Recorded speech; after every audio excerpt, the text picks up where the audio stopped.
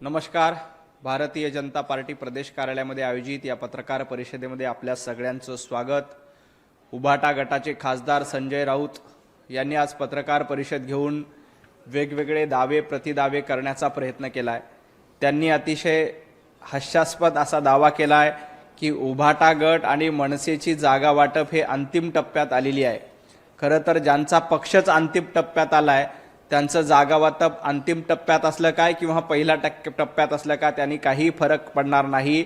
मुंबई महापालिकेत टप्प्याटप्प्याने मनसेचा आणि उभाटा गटाचा कार्यक्रम करायचंय हे सर्वसामान्य मराठी माणसांनी आणि मुंबईकरांनी ठरवलंय।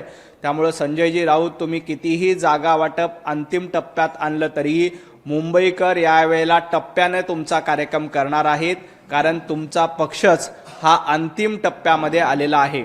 अशा पद्धतीचं जागा वाटप करून त्याचा काहीही उपयोग होणार नाही, कारण सर्वसामान्य मुंबईकर सर्वसामान्य मराठी माणूस हा भारतीय जनता पार्टी आणि महायुतीच्या सोबत आहेत।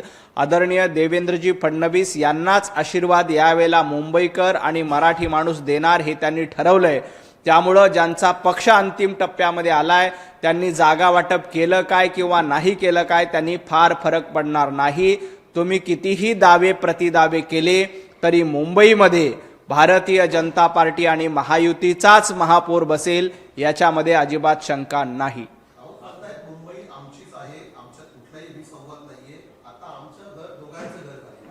खरं तर मुंबई आमचीच आहे म्हणणाऱ्यांना मुंबई ही कुणाची खाजगी जहागीर नाही, मुंबई ही कुणाच्या कुटुंबाची प्रायव्हेट प्रॉपर्टी नाही, मुंबई मराठी माणसाची आहे, मुंबई इथल्या राहणाऱ्या सर्वसामान्य नागरिकांची आहे। आजपर्यंत स्वतःची जहागीर म्हणून आजपर्यंत स्वतःची खाजगी मालमत्ता असल्यासारखं मुंबईला वापरलंय। त्यांना धडा शिकवण्याचं काम यावेळेला मुंबईकर निश्चितपणे करतील, कारण आजपर्यंत तुम्ही मुंबईला लुटण्याचं काम केलंय, आजपर्यंत मुंबईला ओरडण्याचं काम ओरबडण्याचं काम तुम्ही केलंय। त्यामुळे मुंबई आमची म्हणणाऱ्यांना थोडीशी लाज वाटली पाहिजे। मुंबई तुमची नाही तर मुंबई सर्वसामान्य मराठी माणसाची आहे, मुंबई सर्वसामान्य मुंबईकरांची आहे आणि मुंबई इथं राहणाऱ्या नागरिकांची आहे, ती मुंबई तुमची नाही। राहिला प्रश्न मुंबई हे आमचं घर आहे असं ते म्हणतात, मुंबई हे तुमचं घर नाही तर मुंबई हे सर्वसामान्य मराठी माणसांचं घर आहे आणि घर हे भिंतीवर आधारलेलं नसतं तर ते विचारांवर आधारलेलं असतं। तुमच्याकडे ना विचार आहेत ना तुमच्याकडे आचार आहेत। त्यामुळं ज्यांचे विचार नसतात त्यांनी कितीही घराच्या गप्पा केल्या कितीही एकोपाच्या गप्पा केल्या तरी त्याचा उपयोग होणार नाही, कारण विचार तुम्ही सोडून दिलेले आहेत। घर हे नुसत्या भिंतीवर कधीच उभं राहत नाही। वंदनीय हिंदू हृदय सम्राट बाळासाहेब ठाकरे यांनी हे विचारावर शिवसेना उभी केली होती। तुम्ही विचार पायदळी तुडवले आणि काँग्रेसच्या दावणीला जाऊन आपला पक्ष बांधला। तुम्ही विचारांची हत्या केली आणि काँग्रेसच्या राष्ट्रवादीच्या शेजारी जाऊन तुम्ही बसलात। त्यामुळे ज्यांनी विचारांची हत्या केली त्यांना घराची भाषा बोलणं शोभत नाही, त्यांना ज्यांच्यामध्ये विसंवाद आहे त्यांना संवादाची भाषा शोभत नाही। खरं तर जे सरकार जनतेच्या आशीर्वादातून जन्माला आलेलं आहे त्याला टेस्ट ट्यूब बेबी म्हणणं म्हणजे हास्यास्पद आहे। ज्यांनी घरामध्ये बसून फेसबुक लाईव्ह केलं होतं ते खरे टेस्ट ट्यूब बेबी आहेत। ज्यांच्या सरकारची प्रेग्नन्सी ही घरामध्ये झाली होती आणि फेसबुक लाईव्हच्या माध्यमातून ज्यांनी आपलं सरकार चालवलं होतं, फेसबुक लाईव्हच्या माध्यमातून ज्यांनी ज्या सरकारचं संगोपन केलं होतं अशांनी इतरांना टेस्ट ट्यूब बेबी म्हणू नये। भारतीय जनता पार्टी एकनाथजी शिंदे आणि अजितदादा यांचं सरकार हे जनतेच्या आशीर्वादातून जन्माला आलेलं आहे। त्यामुळे हे टेस्ट ट्यूब बेबी नाही तर हे जनतेचं लाडकं सरकार आहे, हे जनतेचं लाडकं मूल आहे, लाडकं बाळ आहे।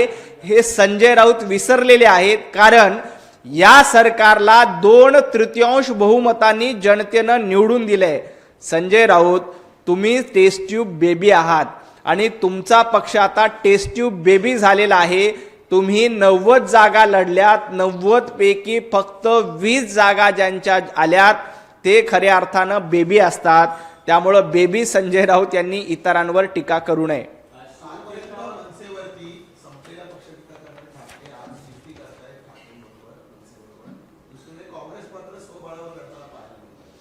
खरं तर ज्या पद्धतीनं गेल्या काही वर्षांपासनं मनसेला सातत्यानं डिवचण्याचं काम, मनसेवर सातत्यानं टीका करण्याचं काम संजय राऊत करत होते, सुषमाताई अंधारे करत होते, आदित्य ठाकरे करत होते, उद्धवजी ठाकरे करत होते. आदित्यजी ठाकरे तर असं म्हणाले होते की जो पक्ष संपलेला आहे त्याच्यावर मी बोलणार नाही.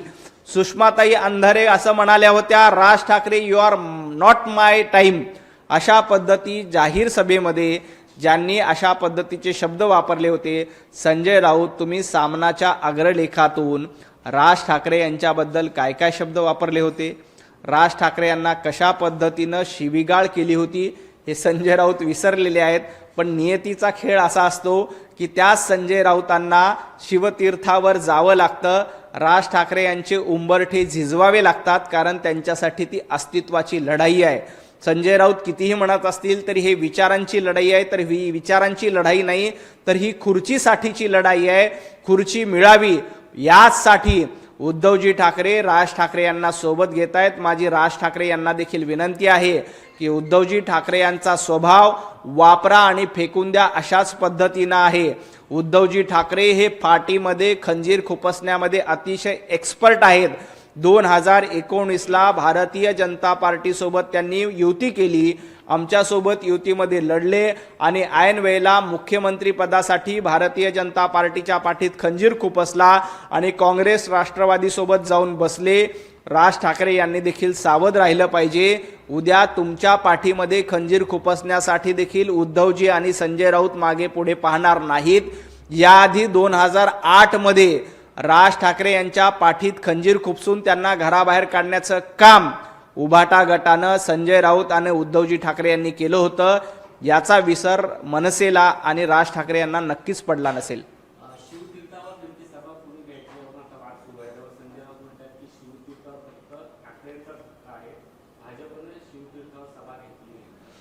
खरं तर शिवतीर्थ हे कुणाच्या बापाचं नाही आहे, शिवतीर्थ ही कुणाची खाजगी जहागीर नाही आहे, हे संजय राऊत यांनी लक्षात ठेवलं पाहिजे. शिवतीर्थावर याआधी देखील आदरणीय अटल बिहारी वाजपेयी यांच्या सभा झाल्या, पंतप्रधान नरेंद्र मोदीजींच्या सभा झाल्या, वंदनीय हिंदू हृदय सम्राट बाळासाहेब ठाकरे यांच्या सभा झाल्या. त्यामुळं शिवतीर्थ आमचंच आहे असा दावा करण्याचा अधिकार संजय राऊत यांना नाही आहे. कारण वंदनीय बाळासाहेब ठाकरे आता तुमच्यासोबत नाहीत, कारण तुम्ही बाळासाहेब ठाकरे यांच्या विचारांना सोडून दिलंय आणि काँग्रेसच्या मांडीला मांडी लावून बसण्याचं पाप संजय राऊत तुम्ही केलंय. त्यामुळं ज्या पद्धतीनं वंदनीय हिंदू हृदय सम्राट बाळासाहेब ठाकरे यांचे विचार तुमचे नाहीत, त्याच पद्धतीनं आता शिवतीर्थ देखील तुमचं नाही. छत्रपती शिवाजी महाराज यांचं नाव घेण्याचा अधिकार संजय राऊत तुम्हाला नाही, कारण तुम्ही ज्या पद्धतीनं अफजल खानाचा DNA पुढे चालवण्याचं काम करतायत, तुम्ही ज्या पद्धतीनं अफजल खानाच्या वंशावळीचा उदो करण्याचं काम करतायत आणि उद्या उभाटा गटाची सत्ता आली तर मुंबईचा महापौर सय्यद किंवा खान करण्याचा प्रयत्न संजय राऊत तुमच्या माध्यमातून केला जातोय. त्यामुळे तुम्हाला शिवतीर्थ मागण्याचा अधिकार नाही, शिवतीर्थावर बोलण्याचा अधिकार नाही. वंदनीय हिंदू हृदय सम्राट बाळासाहेब ठाकरे यांचे विचार ज्या दिवशी सोडले त्याच दिवशी तुम्ही शिवतीर्थावरचा अधिकार देखील सोडलेला आहे.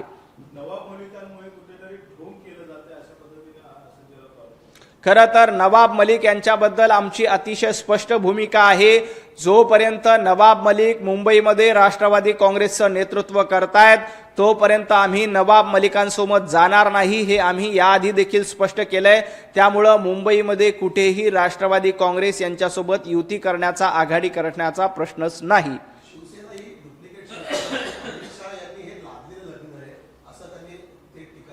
खरं तर आता संजय राऊत स्वतः डुप्लिकेट आहेत. ज्या काँग्रेस सोबत जाऊन तुम्ही बसलात, ज्या सोनिया गांधींच्या चरणी जाऊन लीन झालात, त्यावेळेला तुम्ही स्वतःचा उभाटा गट डुप्लिकेट केलाय. तुमचं अस्तित्व अतिशय संपलेलं आहे आणि हे लादलेलं लग्न नाही, हे जनतेच्या आशीर्वादावर निवडून आलेलं सरकार आहे.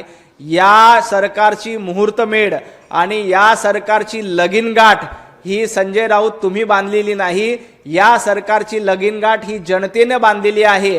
11 कोटी जनतेच्या आशीर्वादानं 240 आमदार निवडून आले, त्याच्यानंतर हे सरकार आलंय। भारतीय जनता पार्टीला 137 आमदारांनी पाठिंबा दिलाय। भारतीय जनता पार्टीचे 137 आमदार आहेत। त्यामुळे हे लादलेलं लग्न नाही, तर जनतेच्या मनातलं लग्न आहे, हे संजय राऊत यांनी लक्षात ठेवावं। आता संजय राऊत लग्नाचीच भाषा करतायत, तर संजय राऊत तुम्ही काँग्रेस बरोबर का घटस्फोट घेतला, काँग्रेस सोबत का फारकत घेतली, हे जरा सांगावं। आणि तुमचं जे काँग्रेस सोबत लागलेलं लग्न होतं ते लग्न रीतसर लागलेलं होतं की जो बाहेर खालीपणा करून लावलेलं लग्न होतं, हे जरा संजय राऊत यांनी लग्नाच्याच भाषेत महाराष्ट्राला सांगावं।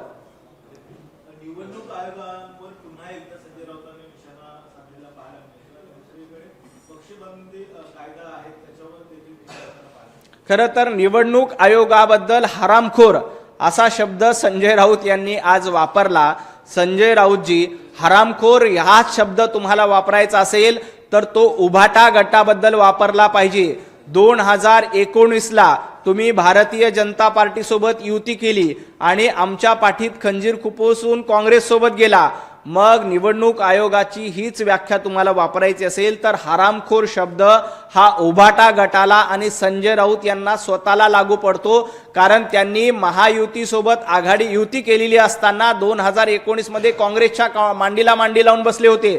तेव्हा सगळं काही योग्य होतं। तुम्ही आमच्यासोबत निवडणूक लढता आणि सत्तेसाठी मात्र काँग्रेस सोबत आणि राष्ट्रवादी सोबत जाता, त्याला हरामखोरगिरीपणा म्हणतात। आणि महाराष्ट्राने ही तुमची हरामखोरीगिरी बघितली, म्हणूनच 90 पैकी फक्त 20 जागा तुमच्या निवडून आल्या, बाकी सगळीकडे तुमचा पराभव झालेला आहे। त्यामुळे अशा पद्धतीचा हरामखोर शब्द संजय राऊत यांनी वापरू नये। तो वापरलाच तो संजय राऊत आणि उभाटा गटालाच लागू होतो।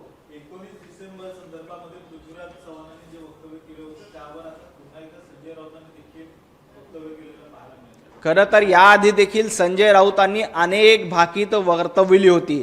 त्यांनी असं सांगितलं होतं की हे सरकार 2 महिन्यामध्ये पडणार, हे सरकार 4 महिन्यामध्ये पडणार, राहुल गांधी देशाचे पंतप्रधान होणार, हे शपथपत्रावर लिहून द्यायला संजय राऊत तयार होते।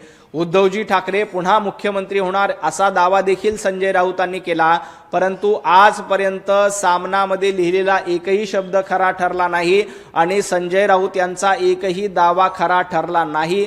त्यामुळे 19 डिसेंबरचा दावा देखील फोल ठरणार आहे।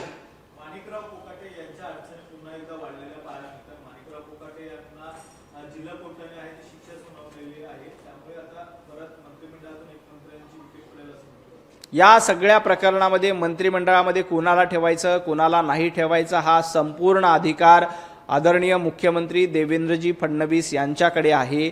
या प्रकरणामध्ये जे काही झालं असेल त्याची सत्यता तपासली जाईल आणि या प्रकरणामध्ये जर का काही चुकीचं असेल तर निश्चितपणे कारवाई केली जाईल।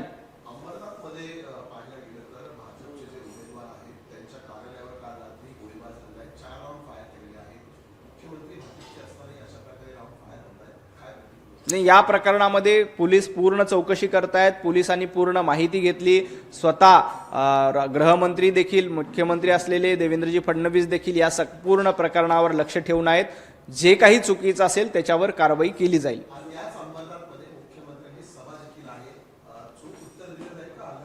निश्चितपणे देवेंद्रजी फडणवीस यांची आज अंबरनाथमध्ये नगरपालिका आणि नगरपंचायत निवडणुकीसाठी दुपारी संध्याकाळी 7 वाजता सभा आहे। त्या सभेमध्ये अशा पद्धतीने जो कोणी गुंडगिरी करणार असेल त्याच्यावर निश्चितपणे ते उत्तर देतील। पोलीस देखील जे कोणी गुंडगिरी करणार असतील त्यांना सोडणार नाहीत, कारण इथं कायद्याचं राज्य आहे, देवाभाऊंचं राज्य आहे। देवाचा न्याय निश्चितपणे मिळणार हे लक्षात ठेवावं।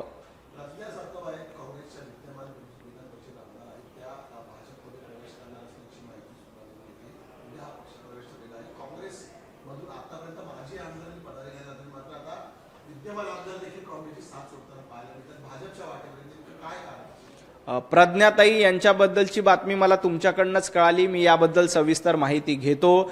परंतु गेल्या काही दिवसापासून सातत्यानं काँग्रेसचे अनेक लोक त्यांना सोडचिठ्ठी देत आहेत। त्यांना माहिती आहे की राहुल गांधींचं नेतृत्व चालणार नाही। हर्षवर्धन सपकाळ ज्या पद्धतीनं बाष्कळ बडबड गेल्या काही दिवसापासून महाराष्ट्रामध्ये करतायत। त्यामुळे काँग्रेसचे अनेक लोक वैतागलेले आहेत, काँग्रेसचे आमदार देखील वैतागलेले आहेत, कारण हर्षवर्धन सपकाळ यांचं नेतृत्व काँग्रेसच्या लोकांना मान्य नाही, राहुल गांधी यांचं नेतृत्व काँग्रेसच्या लोकांना मान्य नाही। त्यामुळे अनेक आमदार अनेक पदाधिकारी सातत्यानं काँग्रेसमधनं भारतीय जनता पार्टीमध्ये येत आहेत। जे कोणी येत असतील त्यांचं आम्ही निश्चितपणे स्वागत करू, परंतु प्रज्ञाताईबद्दल मला आज तरी माहिती नाही। अंबादास दानवे यांच्याकडनं ट्विट करण्यात आलेला आहे, धाराशिवच्या उमरल्यानंतर सादर आहे शिंदे काँग्रेस युतीचे नवे पर्व, द मुरुड फाईल्स। शिंदेचे अंतुलेनाथ आणि बाण पंजा एकत्र येणार आहेत आणि बाळासाहेबांचे विचार कुठेतरी खुंटीऐवजी समुद्रात टाकलेत का, अशा प्रकारचा प्रश्न त्यांनी एकनाथ शिंदे यांना उपस्थित केला। मुरुड फाईल्स बद्दल बोलण्याऐवजी अंबादासजी दानवे यांनी दानवे फाईल्स बद्दल बोललं पाहिजे। तुमच्या छत्रपती संभाजीनगरमध्ये आज काय अवस्था आहे, तुम्हाला पुन्हा एकदा आमदारकी मिळणार आहे का, याबद्दलचा विचार अंबादासजी दानवे तुम्ही करा। गेल्या काही दिवसांपासून संजय राऊत यांची जागा घेण्याचा प्रयत्न अंबादासजी दानवे करतायत।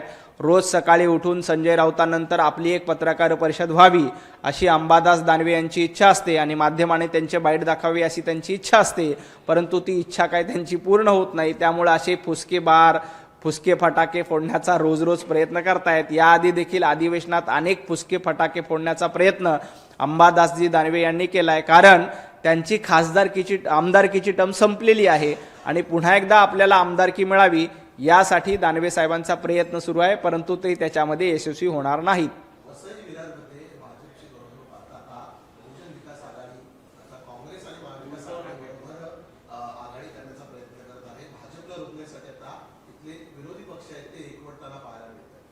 कितीही झुंडीनं आले कसेही आले तर त्याचा काहीही फरक पडणार नाही।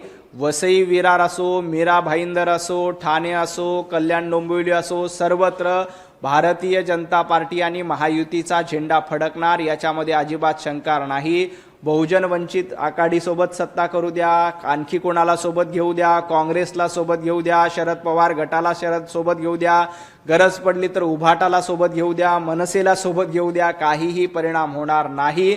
महायुतीसोबत जनतेचे आशीर्वाद आहे, ज्यांच्या सोबत जनता असते त्याचं कोणी काहीही बिघडू शकत नाही।